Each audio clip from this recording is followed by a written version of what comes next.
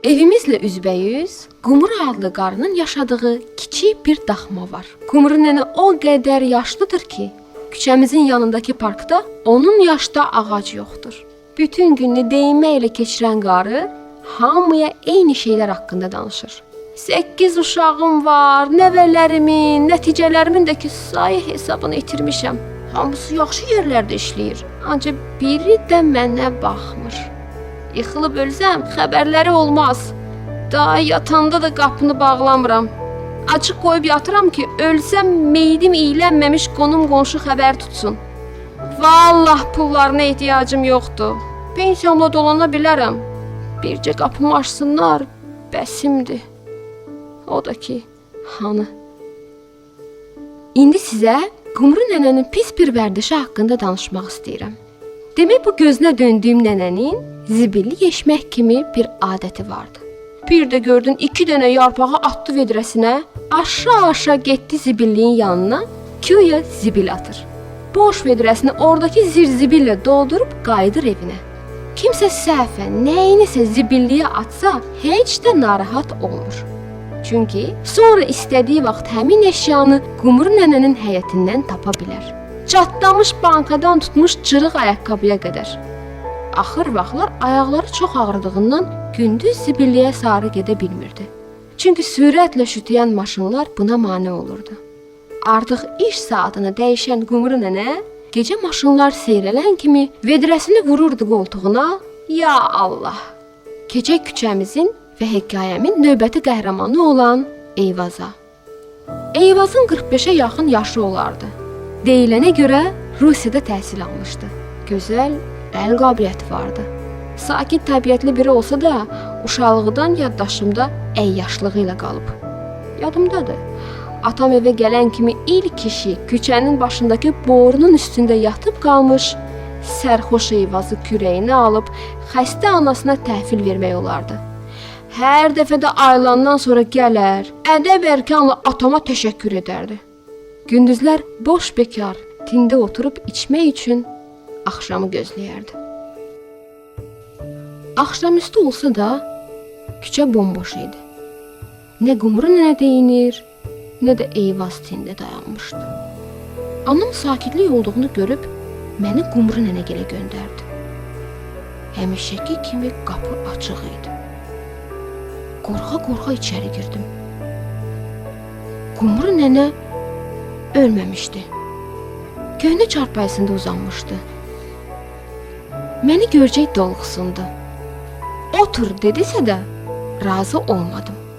Biraz dayanıb yaxşı olduğundan əmin olandan sonra evə döndüm. Küçənin tinini Eyvazsız görmək qəribə gəldi mənə. Həyətə keçib anama Qumru nənənin yaxşı olduğunu dedim.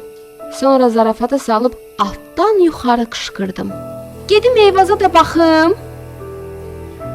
Gecə düşmüşdü. Atam artıq evdə idi. Eyvazın yoxluğu onu da təəccübləndirmişdi. Mən isə zarafat etməyə davam edirdim. Ata, bugün məni də al kürəyinə, apar anamın yanına, deyirdim. Artıq gec idi.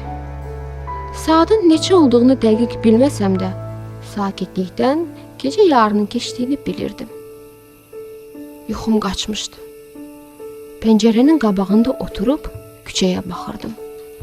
Yarım saat olardı ki, Qumru nənə qapıdan çıxıb işıq gələn tərəfə, zibil qablarının yanına getmişdi. Aha, budur, Eyvaz da gəldi. Həmişəki kimi sərxoş idi. Fit çalırdı. Divara daşa dəyə-dəyə özünü sarı qaz borusuna çatdırdı. Öz-özümə gülümsəyib yavaşcadan gecikmisən, atam yatıb Eyvazdaydı dedim. Əlbəttə, o məni eşitmirdi. Qumru nənə isə görünmürdü. Bükülmüş beli onu elə kiçiltmişdi ki, yaşıl təkərli zibil qabının arxasında itib batmışdı. Diqqətlə onlara baxırdım. Qarı deyəsən vedrəsini doldurub qayıtmağa hazırlaşırdı. Zibil qabının arxasından çıxmışdı ki, içəndə bir addım belə yeriməyi bacarmayan Eyvaz birdən ayağa durdu. İldırım sürətlə evlərinə tərəf qaçdı. Mən hər şeyi anlamışdım. O Qumru nənədən qorxmuşdu. Səhər Eyvaz tində dayanmışdı. Acıqlı görünürdü. Ağzı burnu da əməlli başlı uçuqlamışdı. Hə, düz tapdınız. Ayılandan sonra gecə onu qorxudanın Qumru nənə olduğunu bilmişdi. Həmin günlərdə maraq dairəmdə yalnız Qumru nənə ilə Eyvaz dayı idi. Deyəsən Eyvaz da iş saatını dəyişmişdi. Artıq gecə hamı yatandan sonra gəlirdi tinə. Gecə keçirdi. Küçədən danqıltı təkər səsi eşitdim. Tez pəncərənin yanına qaçdım.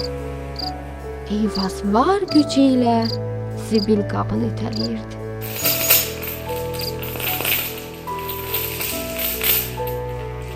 Çətin olsa da qabları gətirib düz Qumru nənənin qapısının ağzına qoydu. Birini sağdan, o birini soldan. Özü isə ortada dayanıb dedi: "Al bayquş, bu da sənin zibil qabın. Eş nə qədər eşirsən. Bir də bundan ötürü ora niyə gedirsən? Az qalmışdı dəli olam dünən." Elə gülməli mənzərə idi ki, Eyvaz aşağı evlərinə tərəf getdi. Mənsə biraz gülüb yatdım. Səhər gec oyanmışdım yuxudan. Anamı çağırdım. Yox idi. Pəncərədən baxdım ki, qonşular küçədədir.